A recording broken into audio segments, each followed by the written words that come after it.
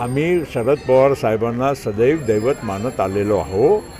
आम्ही जरी राजकीय आमच्या काही वेगळा मार्ग स्वीकारला असेल तरीही आम्हाला पवार साहेबांच्याबद्दल सदैव आदर राहिलेला आहे, राहणार आहे। आणि त्यामध्ये जर एकत्र आले किंवा त्यांच्या पवार कुटुंब एक झालं तर आम्हाला अत्यंत आनंदच वाटेल। आणि मी पवार कुटुंबाचा एक सदस्य म्हणूनच स्वतःला समजतो आणि त्यामुळे मलाही या बाबतीत आनंद होईल जर हे सगळं घडून येईल। माझ्या एवढंच म्हणणं आहे की सन्मान कुठे कमी होणार नाही। आता परत भविष्यवाणी उद्या काय होईल ते मी आज करत नाही, एवढंच सांगेल की आम्ही चांगले संबंध ठेवायचा आमच्याकडून तर नक्कीच प्रयत्न करू।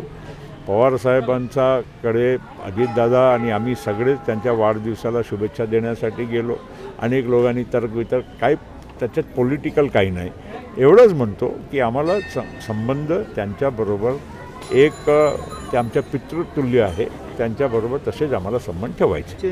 नेते जे आहेत धनंजय मुंडे यांच्यावर नाराज आहेत बीड प्रकरणाला घेऊन, काय सांगा? बीड प्रकरण अत्यंत दुःखदायी आहे आणि असा आपला महाराष्ट्रामध्ये व्हायला नको, बीडमध्ये व्हायला नको होता। जे झालेलं आहे त्याच्याबद्दल सगळ्यांची चिंता आणि नाराजी पण आहे। मुख्यमंत्री महोदयांनी पण काल सांगितलेलं आहे की कोणी पण यामध्ये जो दोषी असेल त्याच्यावर कडक कारवाई होणार आहे। आणि जरी आजपर्यंत काही लोक फरार होते, काल स्वतः सरेंडर झाले आणि याच्या पुढेही जे काही चौकशीमध्ये तपशीलमध्ये जे काही समोर येईल त्याच्यावर कारवाई कडक रीतीनं होणार आहे। कोणी कोणाला कुठेही म्हणजे कोणी बक्षणार आहे असा होणार नाही।